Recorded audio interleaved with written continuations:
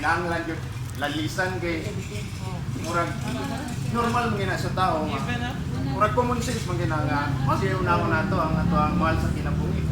Okay, so mo lagi akong gingon nga dili ka magsalig mangandam. Bisan sa akong pangalaga dito magsalig nga kana ang anak mo ko sa Ginoo, pwede na mo din simba, anak mo sa Ginoo, di na pwede magtinud-anon sa pagsimba, sa papangalagad nga kanang dili dili makita gyud ang tinud-anay.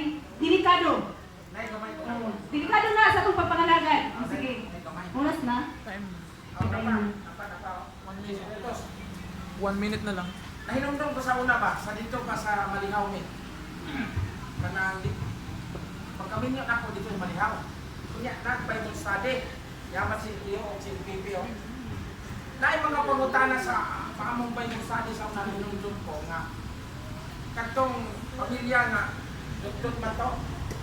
Ay, pastor, kuan man di ay kanang mubantay man di ang Ginoo. Di pwede na lang nga. Adi na kita manirado sa akong balay kan di na maglakba.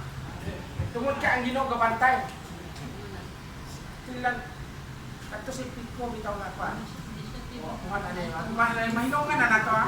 Atong marikol na to ang kaunan kagapo. Mao na nga kana nga mga plano nga moingana nga pwede din namang lakay.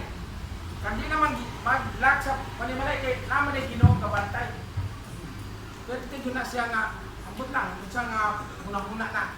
Ikaduha, karon nga hitabo, nga ingon pa ni Brad GR nga, mga emergency nga mahitabo, tinuod na.